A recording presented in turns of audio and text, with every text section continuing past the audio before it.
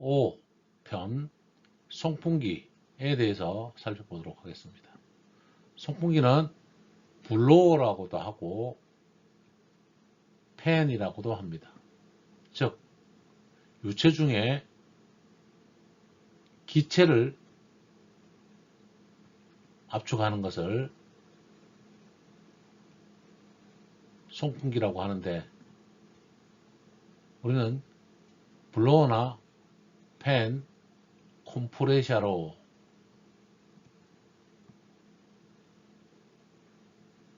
기체를 압축하는 것을 알 수 있습니다.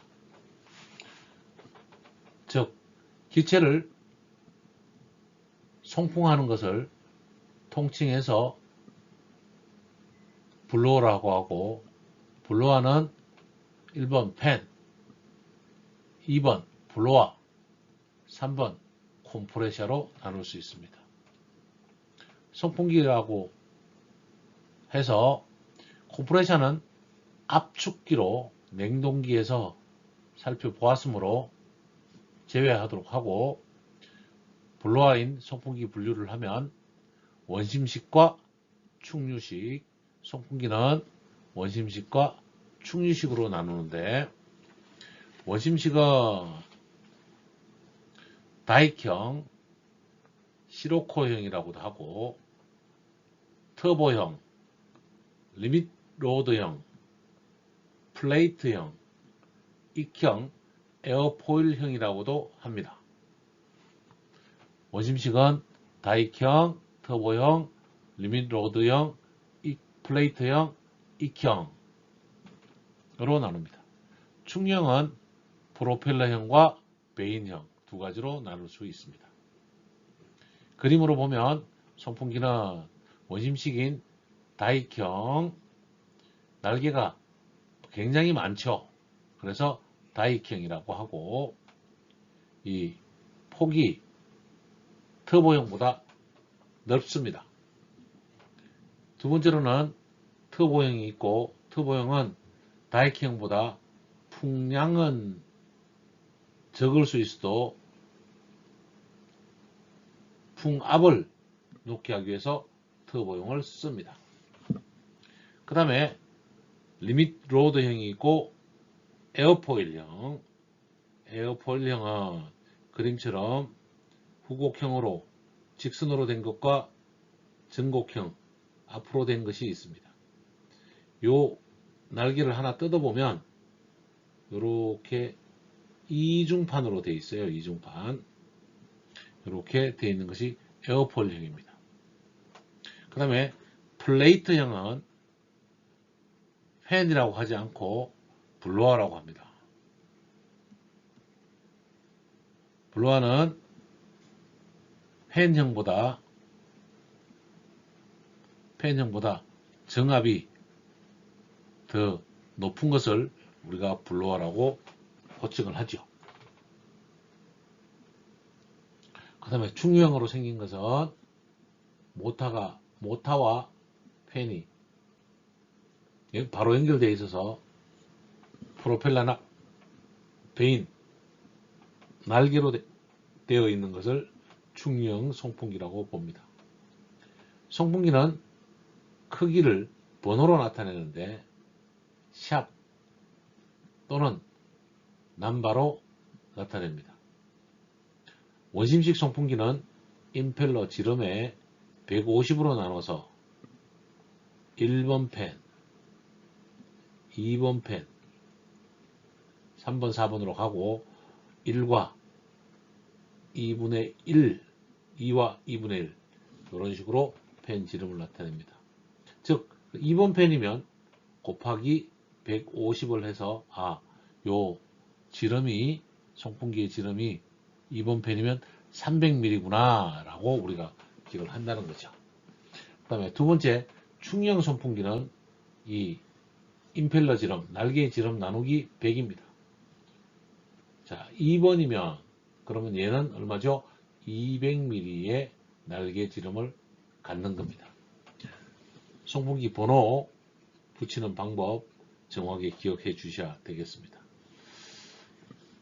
다음 제가 우리가 송풍기를 공부하고 있는데 송풍기 종류는 크게 배출 압력에 따라서 나누는데 송풍기는 기체를 송풍하는 것을 송풍기라고 하는데 기체 중에서 우리가 일반적으로 공기를 가장 많이 보내게 되죠.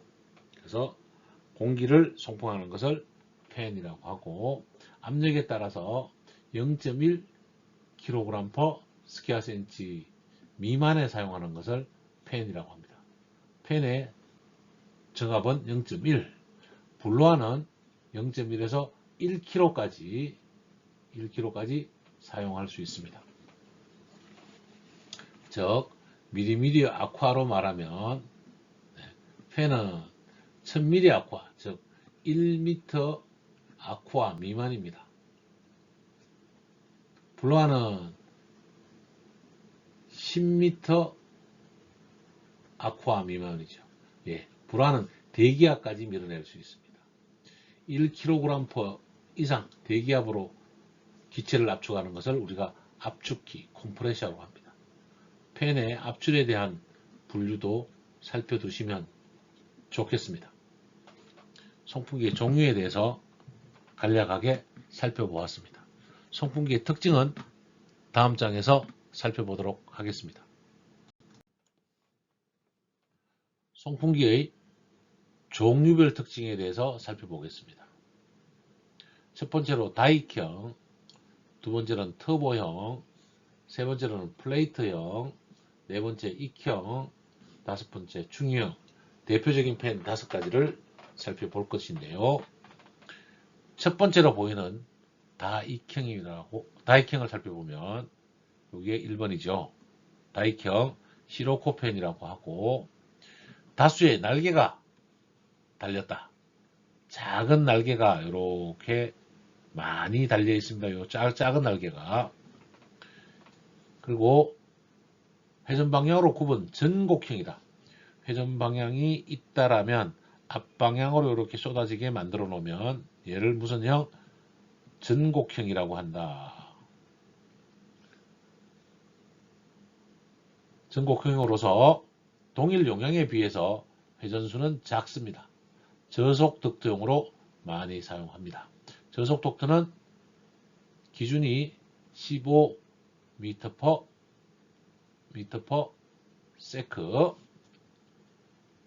시로코펜의 특징은 풍량이 많고 풍압은 낮습니다. 큰 동력이 필요합니다. 효율이 낮다는 이야기죠. 같은 풍량에 비해서는 효율이 낮습니다. 다른 펜에 비해서. 그러나 제작비가 싸다는 장점이 있습니다. 그래서 가장 많이 사용하는 게 특별하지 않으면, 풍압이 높지 않으면 시로코펜을 일반적으로 사용합니다. 터보형은 회전 방향이 뒤로 굽은 후향 날개형이라고 하는데 후곡형이라고 표현을 하면 되겠습니다. 두 번째, 터보형은 후곡형입니다. 후곡형은 회전 방향에 대해서 날개가 뒤로 굽어져 있는 거죠. 이게 후곡형이고 터보형입니다. 이제는 시로코형은 이 면적이 넓은 반면에 터보형은 좁습니다. 그래서 풍압을 높게 가지고 갈 수 있고 같은 넘버이면 풍량이 작습니다. 시로코보다. 대형이며 가격이 비쌉니다. 풍량을 높이려니까 커져야 된다는 거죠. 그래서 가격이 비쌉니다. 시로코펜보다 효율이 높습니다. 고속회전으로 소음이 큰 단점이 있습니다. 세 번째로는 플레이트형, 방사형이 있는데 방사형은 평판에다가 직각으로 이렇게 직각으로 90도로 날개를 붙인 것으로 평판이나 전곡형 스타일로 만듭니다. 보통은 플레이트형은 평판으로 만든다고 보시면 되고, 자기 청소 특성이 있으나 효율이 좋지 않고 소음은 셉니다. 풍향이 비교적 작고요. 풍압이 비교적 낮습니다. 그러나 효율이 썩 좋지는 않은데요. 효율이 낮고 플레이트 교체가 쉽다. 요 플레이트 자체를 성형을 해서 만드는 거다 보니까 낱개로 사서 교체하기가 쉽습니다. 세 번째 플레이트형까지 봤습니다. 네 번째 익형이라고 하는 에어포일형을 살펴보면, 에어포일형은 날개차가 후곡형입니다. 후곡형. 시로코펜과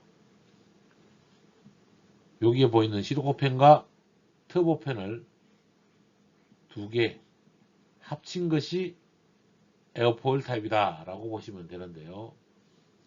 설명을 보면 날개차가 후곡형인 터보형과 다이형을 개량한 것이다. 박판을 접어서 유선형으로 제작한 것으로 고속 회전이 가능하며 효율이 좋고 소음이 적다. 이 말은 다이킹에서는 고속이 안 됐죠. 그리고 효율이 낮았습니다. 이거를 터보형은 고속 회전이 가능하죠. 그리고 효율이 좋습니다. 그리고 터보는 소음이 큰 반면에 시로코는 소음이 작거든요. 그래서 요 두 개를 합친 것이 익형 송풍기다. 이렇게 보시면 되겠습니다. 유선형 날개는 비행기 날개처럼 여기다 그럴게요. 비행기 날개처럼 앞쪽에는 약간 두껍게 만들고 뒤쪽은 이렇게 물론 여기도 약간 뾰족해야 되겠죠. 이런 식으로 초승달 모양으로 이렇게 박판 두 개를 접어서 안쪽에는 빈 공간입니다. 여기는 공간을 만들어서 이렇게 만들어낸 것을 익형, 얘가 날개형이다 이거죠. 새 날개처럼 익형으로 만들어서 제작했다. 이렇게 보시면 되겠습니다. 다섯 번째, 충류형 엑셀펜이라고도 하고, 우리가 선풍기 자체가 충류형입니다. 선풍기 날개를 달고 바로 모터를 달면 바람이 바로 나오죠. 이렇게 만든 펜이 충류형 선풍기고, 이러한 충류형 선풍기는 바람을, 풍압은 적은데 풍압이 낮은데 많은 풍량이 필요할 때 우리가 쓰는데 프로펠러형이고 냉각탑 및 환기, 배기용으로 일반적으로 많이 사용합니다. 지하 주차장에 이렇게 생긴 유도펜을 보셨을 겁니다. 길게 만들어서 대신 토출 길이를 풍량 길이를 좀 길게 하려고 만들어 놓은 이런 펜들도 충류입니다. 풍압은 낮고 풍량은 많고 효율은 좋고 소음 발생이 심합니다. 이렇게 정리하시면 되겠습니다. 송풍기를 풍량을 조절하는 방법은 회전수를 변화하거나 피치를 제어하거나 흡입 배인을 조절하거나 흡입 및 토출 밸브를 조정하는 방법이 있습니다. 회전수는 RPM으로 조정하는 거죠. 이 RPM은 요즘은 인버터 모터가 있어서 아주 쉽게 할 수 있지만 옛날에는 기어나 벨트, 풀리로 조정했습니다. 가변 피치는 날개 피치로 조정할 수 있습니다. 이렇게 보면 되죠. 가변 피치는 풍력발전기 날개를 보면 바람이 많이 불 때는 좁게 피고 바람이 적을 때는 넓게 핍니다. 태풍이 올 때도 좁게 피어서 이때는 안 돌죠. 수직으로 놓으니까 바람이 적을 때는 넓은 방향으로 펴서 돌게 하는 이것처럼 피치를 제어하는 방법입니다. 흡입 베이는 송풍기에 들어가는 흡입구를 베인 집에 찜소도 있죠. 이렇게 만들어진 것을 베인이라고 합니다. 우리는 냉동기에서 원심식 냉동기에 베인 조정을 할 수 있습니다. 베인이 있다라면 서징 현상이 기억나실려나 모르겠습니다. 서징 현상에 대해서 다음 장에서 살펴드리도록 하고 송풍기 종류별 특징에 대해서 살펴보았습니다. 시로코팬, 터보팬, 플레이트팬, 에어포일팬, 충유팬. 요즘은 공조기에 에어포일팬을 스프라이팬으로 가장 많이 쓰는 추세다. 이렇게 기억을 해두시면 좋겠습니다.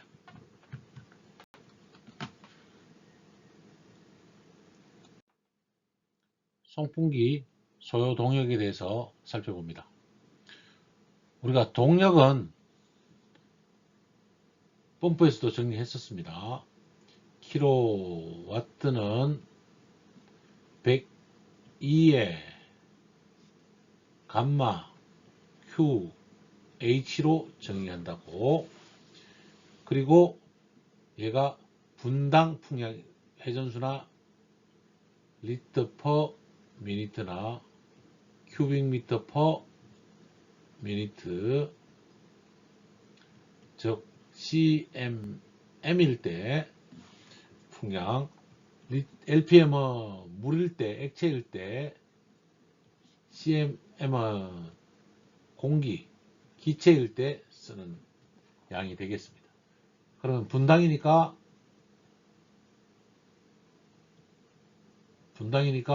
60을 넣어줘야 되겠죠. 자, 그러면 여기서 공기는 비중량은 무시하고 쓰면 되는데, 풍량 Q에 수두량 H는 미리 아쿠아, 공기는 이렇게 정리하면 됩니다. 얘가 즉 H라는 이야기죠. 나누기 102에다가 60. 자, 그 다음에 마력, 국제 마력으로 하면 75 곱하기 60. 이제는 정리하고요. 풍량 곱하기 미리 아쿠아 이렇게 쓸 수 있습니다. 영국 마력이면 76 곱하기 60에 Q 곱하기 미리 아쿠아 이렇게 정리하면 되겠죠. 이렇게 우리가 정리하는데 SI 단위로 본다면 풍량에다가 이번에는 파스칼에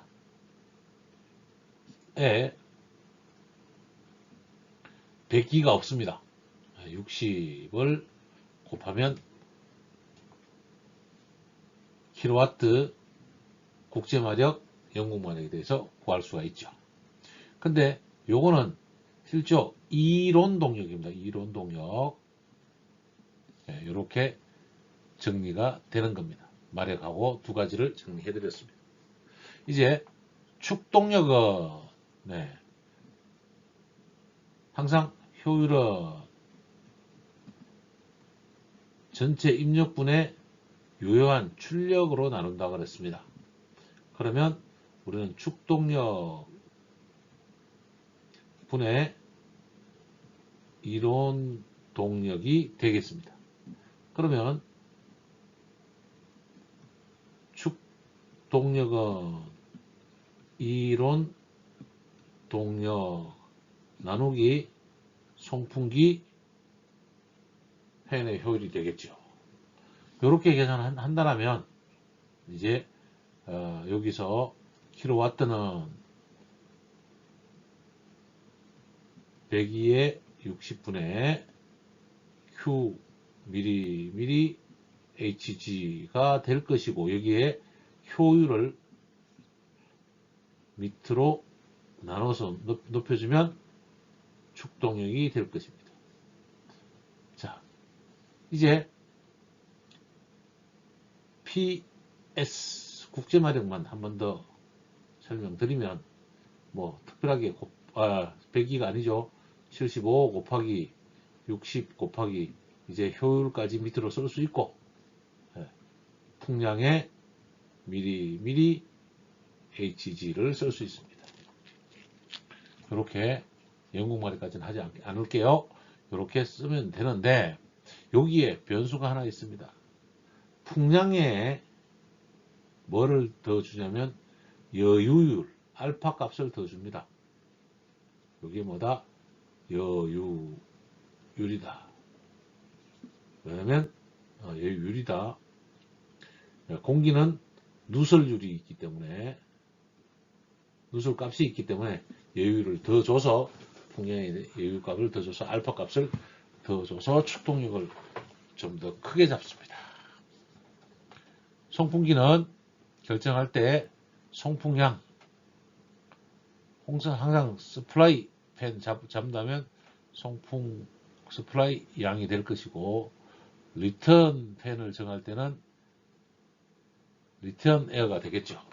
여기에 풍량이 정해진다면 곱하기 뭘 한다? 덕트의 정압으로 계산해서 송풍량과 정압이 계산되면 팬을 선정한다. 즉, 덕트 설계가 끝나고 덕트 길이에 의해서 정압이 결정되게 됩니다. 그리고 송풍기를 가장 나중에 작업하는 거죠. 이제 네 번째, 송풍기 상사법칙. 송풍기의 회전수를 변화시켰을 때 풍량, 풍압, 축동력을 계산을 하면, 펌프에서 상사법칙 했었습니다.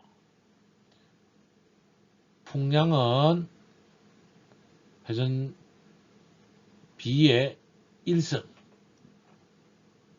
압력은, 풍압은 회전수의 자승, 동력은 회전수 변화의 3승이 됩니다. 근데 팬의 지름, 예를 들어서 2.5호 팬을 쓰다가 3호 팬을 써야 된다면, 3호 팬을 써야 된다면 이 길이가 늘어난 거죠. 그래서 450mm로 더 커진 거죠. 그럴 때 풍량은 지름의 변화의 3승, 풍압은 지름 변화의 자승, 동력은 지름 변화의 5승입니다. 색깔 바꿔서요. 상사법칙은 풍량, 풍압, 동력은 펌프, 송풍기 마찬가지로 풍량은 회전수의 1승, 풍압은 회전수의 자승, 동력은 회전수의 3승, 펌프와 송풍기는 똑같습니다. 펌프는 회전차를 바꾸지 않지만 송풍기는 크기가 워낙 호수마다 정해지니까 풍량은 3승, 풍압은 자승, 동력은 5승에 비례한다. 이 부분을 기억을 해 주셔야 됩니다. 기출문제에서 나오는 내용이므로 소요동력에 대해서 기억하시고, 제가 항상 동력은 뭐라 그랬죠? 감마 Q H에 킬로와트니까 102, 곱하기 풍량 시간 초당으로 60 여기에 효율을 넣으면 되고 효율은 기계 효율, 압축 효율, 전달 효율 등 효율은 여러 가지가 있을 수가 있습니다. 그래서 축동력은 커진다. 여기에 여유를 알파카까지 넣어주면 모든 동력은 이 시기 안에서 넣어서 정리할 수 있다는 말씀을 드립니다. 송풍기 소유 동력에 대해서 살펴보았습니다. 5번 송풍기 크기에 따른 번호. 송풍기 크기에 따라서 아까 살펴봤습니다만 원심용 송풍기, 시로코, 터보, 에어포일 등의 송풍기는 임펠러 지름 나누기 150mm, 임펠러 지름, 날개, 이렇게 날개가 있다라면 날개 지름에 나누기 150을 해서 남발을 정합니다. 원심형 송풍기는 충령 송풍기는 충령은 프로펠러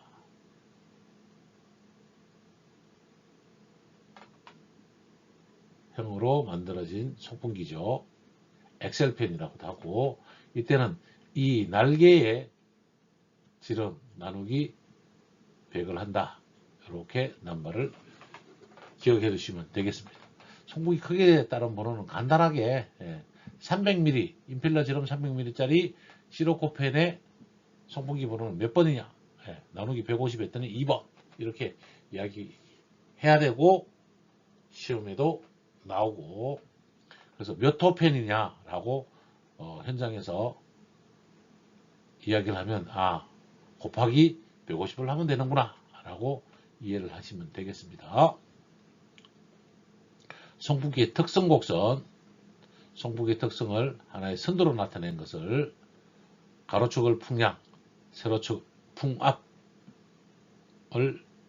나타내고 효율, 동력, 압력 등을 나타낸 것을 송풍기 특성 곡선이라고 합니다. 세로축은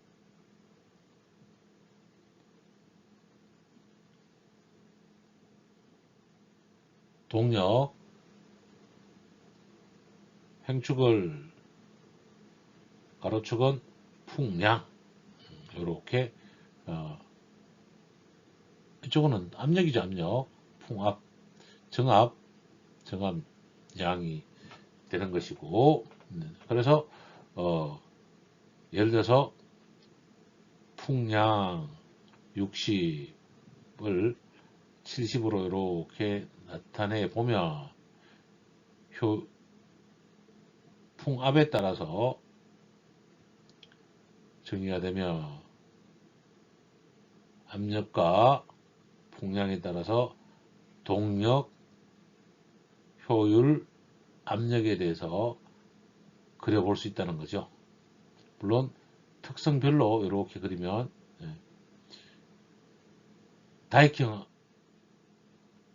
송풍기는 요 값을 가리킬 거고 두 번째 요 값은 효율에 의한 값이고 효율 60% 축동력은 이렇게 가리키게 된다는 말씀을 드리는 겁니다.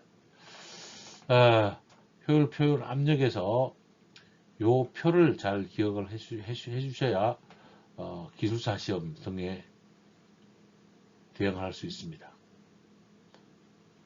동력, 효율, 압력선에다가 풍량을 정하면 전압은 이렇게 완만한 S자, 정압은 급격한 S자, 효율은 산모양, 축동력은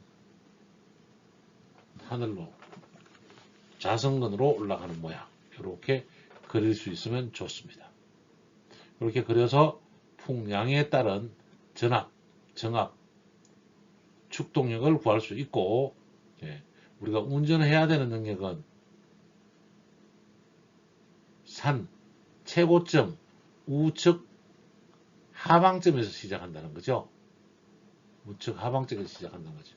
이 좌측 언어는 서징 영역이 됩니다. 서징 영역. 그러면 풍향이 작아지면서 효율도 떨어지고 서징 영역에 들어갑니다.